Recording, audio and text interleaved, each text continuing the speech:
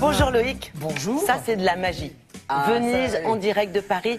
Il s'agit, je crois, d'un restaurant italien qui non seulement est bon, mais c'est un des plus anciens, c'est ça? C'est peut-être le plus ancien de la capitale. En tout cas, c'est le plus ancien qui n'ait pas changé de nom. C'est-à-dire que depuis 1920...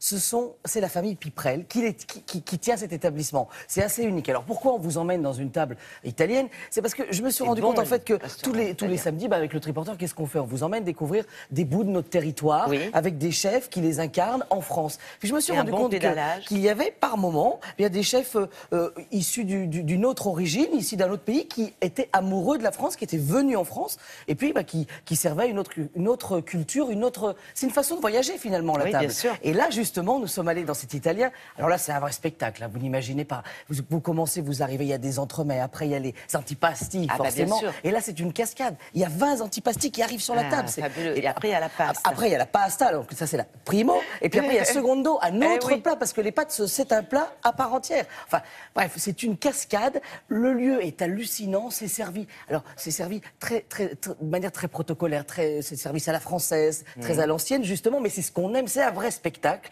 Et alors là, regardez, nous y sommes allés. Finalement, ils ne sont pas très loin de France Télévisions. Ils sont dans le 15e arrondissement à Paris. Et nous, on y sommes allés en triporteur. C'est vrai que c'était pas très loin pour pédaler. Cool. Vieni via di qui. Niente più ti lega questi luoghi, neanche questi fiori. Et aujourd'hui, le triporteur vous emmène à Venise, mais le tout en direct de Paris. Ah bah oui, là je crois que c'est flagrant. Le mec qui a pas compris, moi je lui rends mon tablier.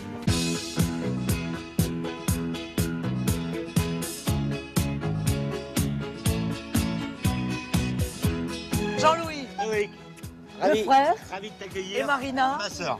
La sœur. Bonjour Loïc. Bon, et alors là, la tribu. Ma grand-mère, nonne, la nonne. Le nonno, Le grand-père. Le grand-père. Très bien. et ma mère. Donc voilà. Et Donc première génération, deuxième génération. notre petite maman. Et troisième génération. Nous sommes là depuis 1920. Oui. Donc dans 4 ans, on atteindra notre centenaire. Alors, c'est le plus vieil italien de Paris. Probablement, Oui. en tous les cas, tenu par la même famille et au même endroit. C'est la table d'accueil de nos clients.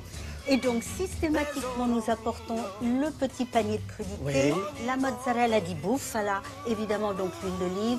Vous aurez un vinaigre balsamique et puis vous avez le fromage de mascarpone, le ponce. Et alors là, rassurez-nous, là on a mangé, ça y est. Ah non.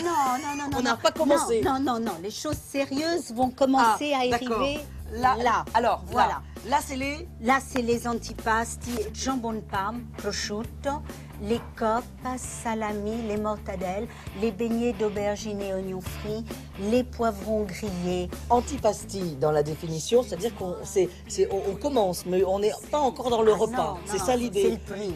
Ah oui, d'accord. Voilà. Avant les pâtes. J'ai l'impression que chez les Italiens, ça vous angoisse si on ne mange pas. C'est ça? C'est que ça va pas. C'est vrai, c'est que ça va pas si on ne mange pas. Là, on travaille sur une pâte sèche, mais toutes les pâtes, la plupart sont faites dans la cuisine. 80% des pâtes sont faites à la main. À la main. C'est-à-dire pliées. Pas de machine, rien. À la main. Linguine amatriciane. Petite tomate. La pancette, qui est un lard italien. Tomate cerise, basilic, parmesan, vin blanc, huile d'olive. Et on fait chanter tout ça avec le piment. L'escalope milanaise, le veau. Très fin, hein? Très fin. Feuillasse papier à cigarette. D'accord. Pané dans une anglaise. Oui. Jaune d'œuf, un peu d'eau, du sel, du poivre. On est toujours à Venise, mais avec une anglaise, Voilà. c'est ça? Et alors là, on a terminé ou pas, là? On n'a pas tout à fait terminé. Ah, on n'a jamais terminé sans la glace. Voilà, la fameuse glace au caramel.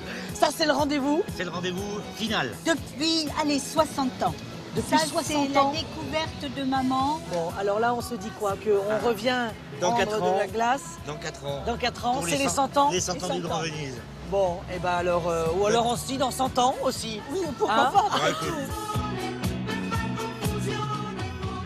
C'est fabuleux. C'est un vrai restaurant italien avec des ingrédients de qualité. C'est ça qui est extraordinaire. Tous les ingrédients ont une histoire. Ah oui. Et puis alors, il y a cette glace. Vous la imaginez, elle glace. fait 50 cm. Elle arrive, c'est un spectacle. D'ailleurs, ils nous regardent, ils doivent être en train de la préparer. Bravo, si vous nous regardez. Ils sont bravo, pas loin. continuez. Amenez-la nous, peut-être. Vous n'êtes pas loin, je reviens à 9h30. Ça serait pas un petit appel, ça, caché? On pourrait essayer, je sais pas. Ils sont pas loin, on va voir. Non, je sais pas. Non, en tout cas, je peux vous dire que tous les matins, ils sont du côté de Rungis pour faire les cours. Enfin, c'est un vrai moment magique, c'est un spectacle. Vous allez au théâtre, voilà, c'est super. Je peux pas dire mieux. Merci Loïc. Et pour éliminer la glace que nous n'avons pas encore mangée, un peu de sport avec Grégoire Tournon.